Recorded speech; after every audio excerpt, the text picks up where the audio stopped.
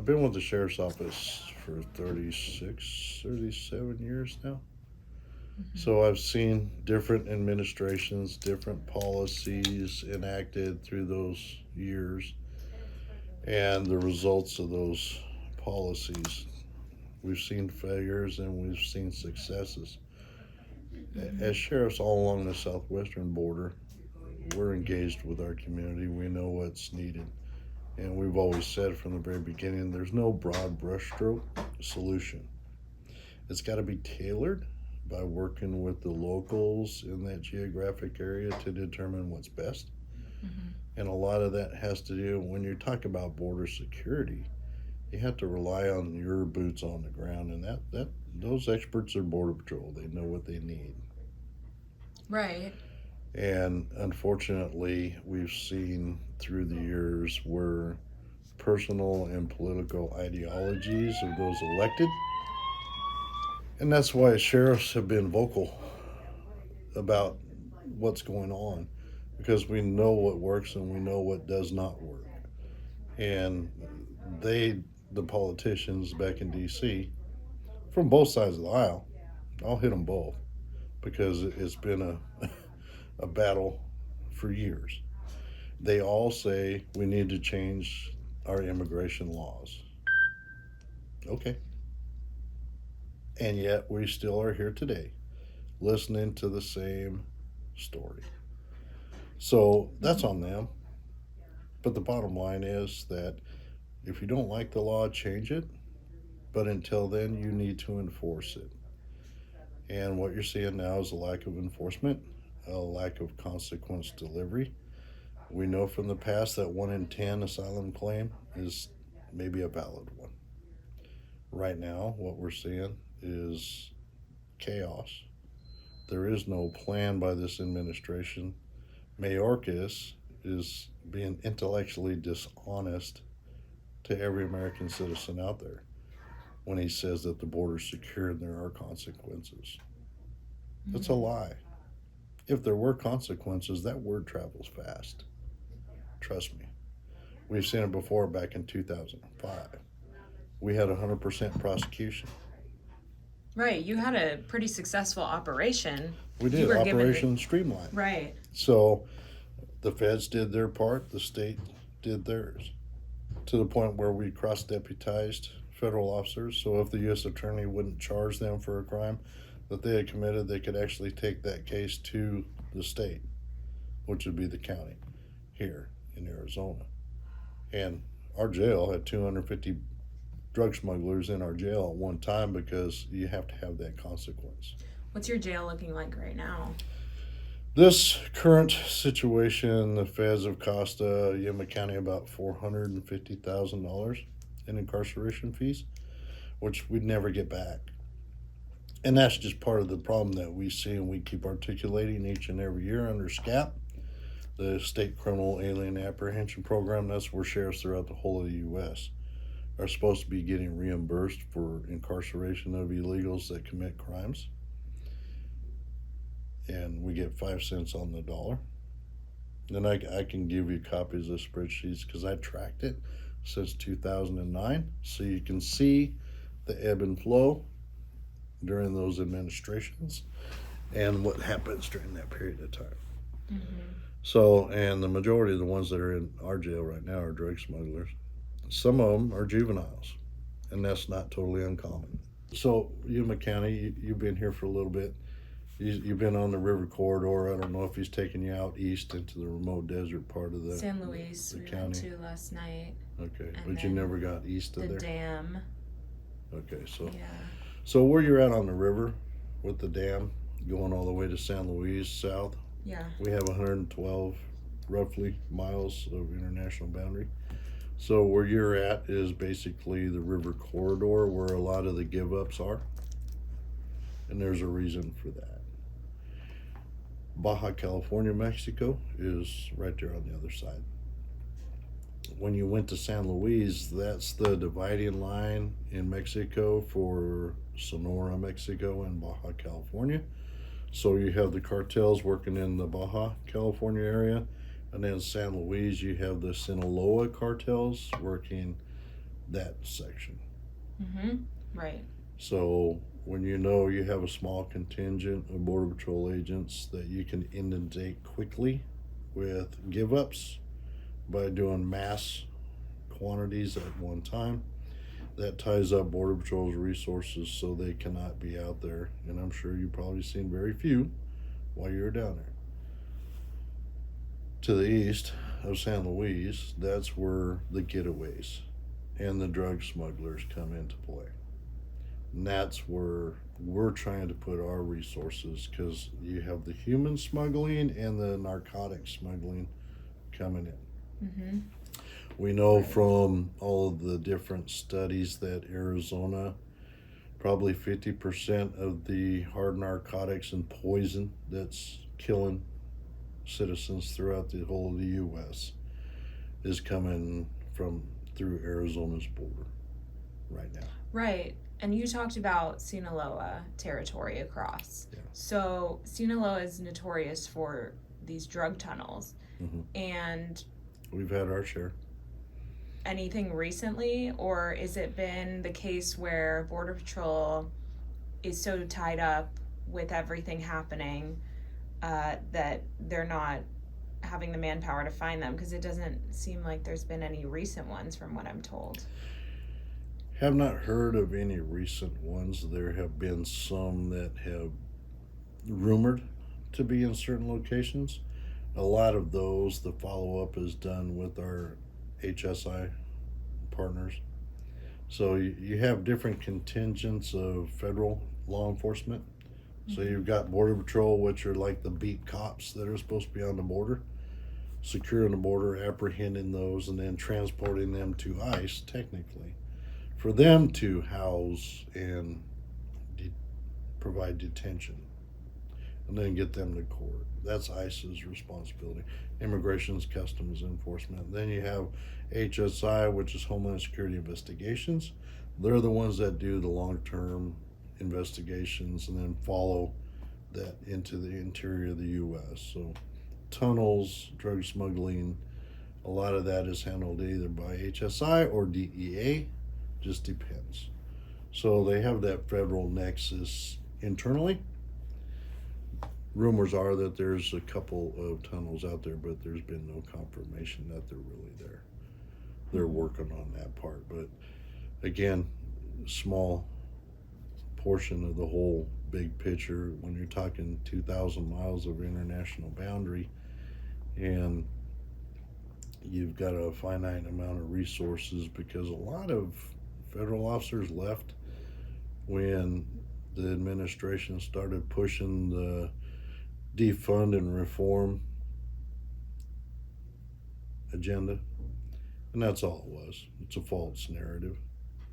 You can look at the communities across the U.S. Our community supports our law enforcement 100% because we're engaged with that community.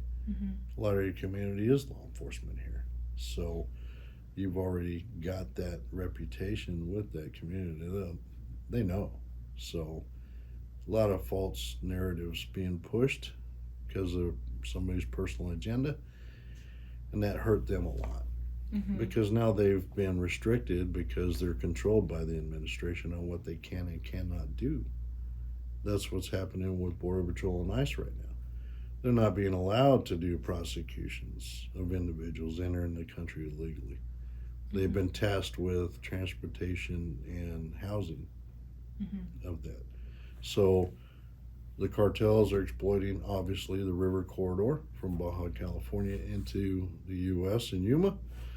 The Sinaloa cartels, which it's a very lucrative business. You look at human smuggling right now that's happening. None of this is free. And what's great for those cartels is the fact that they don't have to put any investment into this product. It's walking to them. So each and every one of those people you've seen down there have had to pay a fee to cross, from $4,000 to $20,000 depending on country. So when you talk to folks, they're reluctant and often deny, but you pay a fee. If you can't afford it, you will go to a designated place in the United States into the interior, and you will work off your debt. Yeah, let's talk about that because there was actually Border Patrol talked about there was a recent bust of a hotel room where migrants. 41. Yeah. Right. Yeah. It's called indentured servitude. Those people were going to go to a designated state, and they were going to have to work off their debt. And the cartels determine what that work is, Are you depending finding a on lot your of capability. yeah? Are you finding a lot of stash houses around here? Border Patrol are the ones that typically are the first ones to come across that through their cases. So upwards of 13 has been the last number that has been rumored. And that's this year for the Yeah. past couple. That's this year alone. And what you have to understand for us in law enforcement, it's hard because Arizona had 1070, which was voted in. And that basically gave local law enforcement the ability to, if you discovered a stash house and an individual that was running that stash house, you could charge them for smuggling. The Obama administration sued the state of Arizona because of that law coming into place. And the courts ruled that because of federal supremacy, that the state could not enforce that law. So, unfortunately, if we, local law enforcement, run into a situation, and we have, where we've run into a house that's smuggling individuals, there's not a state law that we can utilize to charge that person. You can only hope that your federal partners are able to respond and take that case. Right. But otherwise, we're forced to walk away. So there is no consequence delivery. And the federal government consistently tells us that immigration is their responsibility, but yet they're not being responsible in doing their diligent duties. It's extremely hot here. It's extremely dry. You have migrants waiting days for apprehension. You know, we saw that yesterday a little bit.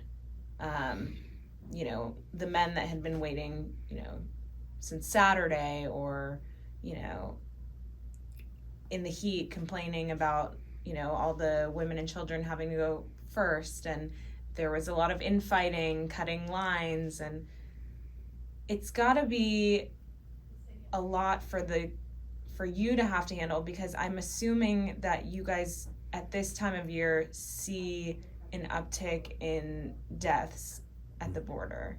What is that looking like right now?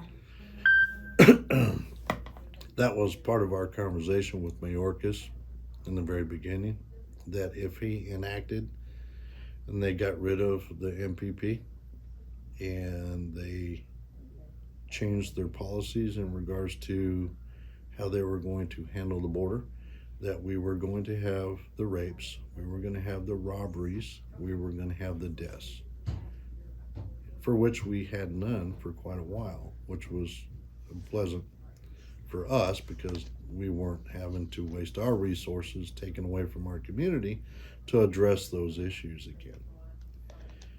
Unfortunately, Mayorkas, it fell on deaf ears. Same with this administration. What we warned them was going to happen. So now, this calendar year, since January, we've responded to 21 deaths in our desert because individuals were abandoned by the smugglers and they died as a result of dehydration. We've seen it down by the river corridor where individuals were not healthy, they weren't fit, yet they decided to make the trip anyway, and they have died. These are men, these are women. It's a humanitarian issue, yes. But when your administration refuses to put into place what our Border Patrol, border security experts have said is needed to prevent this from happening, now this is on their hands. So last calendar year for us, 35, the worst we have ever seen it in my career down on the border. It was 37 years of experience down here. I don't say things to this administration just to say them. It's from experience. And they're not the ones that have to go out there and handle these crime scenes. I personally had to process 14 bodies in one day that had been left out in the desert by a smuggler because they abandoned them. 14 in one day. In the middle of July, I want to say it was June or July. Last year? No, this is years ago when I Years. was a detective. But Mhm. so I've seen the horrors. I've seen where you have a young male that died digging in a wash trying to get water till his fingernails were gone. I've seen that. It's not something that anybody wants to see. We see it in law enforcement every day. If anybody understands humanitarian issues, it's your law enforcement officers that are out on the street throughout the whole of the United States. We deal with that every day. We have plenty of people in our communities that need help, and they're not able to get that because now a lot of local resources are being taken away from the local communities to handle the fact that the administration is not doing their job. Mhm. So you look at the mission, they're being overloaded because individuals are walking there to get food and clothing that local people need in this community. You have EMS being activated, taken away from smaller cities to respond to the border to handle the individuals that come across that are pregnant that need to go to the hospital. You have individuals that have health issues that need to be addressed because of heart conditions or anything else that need to get transported to the hospital. The unfortunate thing is now, because those medical responders are going down there, they're being surrounded by these individuals because they want to ride. So now law enforcement has to go with them to keep the unrulies from doing that to the ambulance so they can get the individuals that need medical care to the hospital. So we warned Mayorkas and this administration about this happening from the very beginning.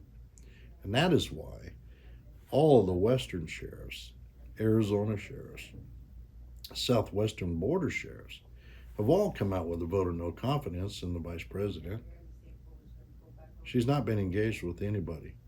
Not asked for what are the solutions. What in your experience would be the best way to handle what's going on? And we've come out with the vote of no confidence in Mayorkas, the Secretary of Homeland Security, as well. And they deserve it because they're not engaged. They're pushing personal and political ideologies onto this situation and not enforcing the rule of law. And that's why we're dealing with over 107,000 people in the United States overdosing on fentanyl. No more is it just small quantities of narcotics that officers are coming across. We're talking pounds. And you know as well as I do, small piece of fentanyl, smaller than a piece of salt, can kill a person. The cartels are now lacing your cocaine and your heroin and your meth with fentanyl, on top of fentanyl as well. So we're seeing that in pounds compared to small amounts. How are they smuggling it here? There are a number of ways. Backpacking it through the remote deserts. They're also utilizing compartments and vehicles coming through the ports of entry. You'll see it being smuggled on persons as they're walking across. They'll body carry it, is what we call it. So they will try to snake it across that way as well. We're seeing the cartels exploiting juveniles by having them bring it across. How young are those juveniles? Well, they go to school every day. So you get 800 if you talk to the port director. They come across just in our county every day to go to school. And they see the money, they see the nice clothes, they see the cars, and they're told by the cartels, look, the feds won't charge you for smuggling this dope if you get caught.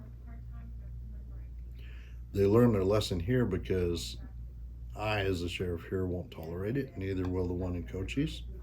Cochise County Sheriff ended up, I think, with 26 juveniles in his jail for smuggling in large amounts of hard narcotics. Otherwise, there would have been no consequence. They would have seized the drugs and then sent them back.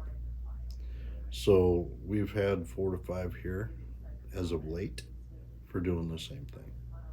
So it still happens, but not as bad as it was before because they know in Yuma County that I have cross deputized our federal partners. If the U.S. Attorney won't charge a person for smuggling, they can do it under my authority through the county attorney's office, and they can book him into my jail because we won't tolerate it. Mm-hmm. That's the only consequence that's left. And unfortunately, the U.S. attorneys, they have thresholds. They won't admit it, but we see it.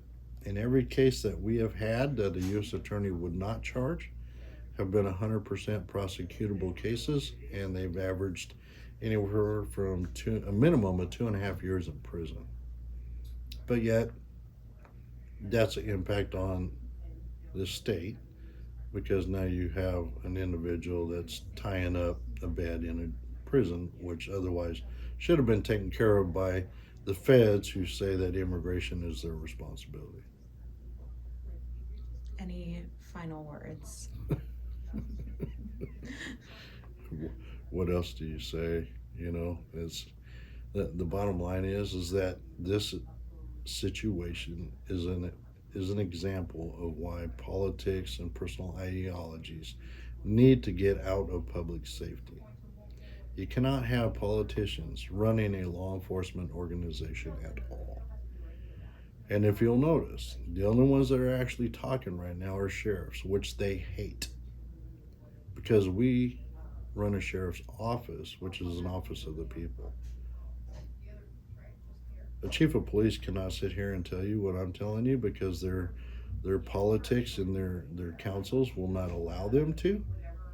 You will not ever see a chief or any federal law enforcement organization be able to sit down and tell you the facts of what we see on the border because that would get them in trouble with their politician in DC, and they hate the fact that sheriffs can speak, and they want to stop that. And we've seen it in the past where certain areas of the country have tried to eliminate the role of sheriff in their communities, and that's purely because of that. So the bottom line is the people need to understand is that as sheriffs, we've seen it on the border. We know what the solutions are based on past experience, and they should be using that, and they're not.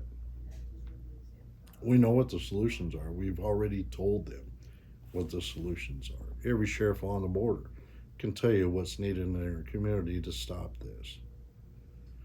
But as long as we continue to see our politicians push against enforcing the rule of law, your local community is going to end up experiencing the same thing that we are here on the border.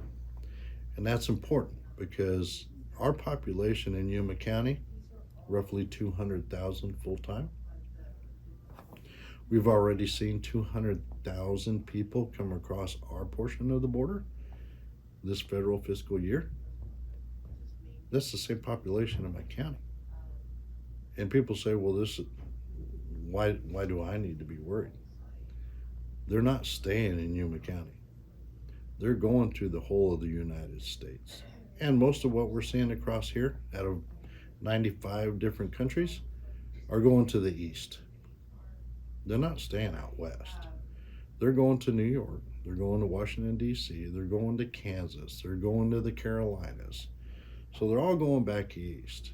Some of them for indentured servitude to work off their debt, and others because they have sponsors there where they will hide in society because they've already dumped their IDs down on the border, their passports and their real true identity, and they're assuming somebody else's identity to come across to try to stay. So it's going to impact your community no matter where you're at. They're not staying on the border. And unfortunately, because Border Patrol has been reassigned to do what they're doing now, because there is no plan, it's impacting border security. So out of 200,000 that came across in Yuma County, there were another 20,000 getaways that are known of. These are people that we know for a fact came across the border, but were never apprehended by Border Patrol. We don't know where country they're from or what their intentions are or where they're going. So if you already know that you have give ups from 95 different countries and you've had 17 special interest countries, which you've experienced down there, you've run into Russians. We've had Iraq, Iran, Afghanistan, Uzbekistan, Turkey. So we've seen special interest countries here in Yuma. How many terrorist cells are in those getaways? If there's 20,000 getaways just in Yuma County, there's got to be at least 200,000 across the southwestern border. Wow. We've seen what happened at 9/11. And that's our concern from a public safety standpoint is the Secretary of Homeland Security is not doing due diligence to secure our border, period. And the people need to know that because we don't know where these people are from, where they're going, and what's their intention. 9/11 was conducted by how many people? Not very many. It took them 3 aircraft. What are we in line for next? And that's what people need to be concerned with. Not politics and personal ideologies, about public safety. Well, thank you so much, Sheriff. I appreciate it. No problem.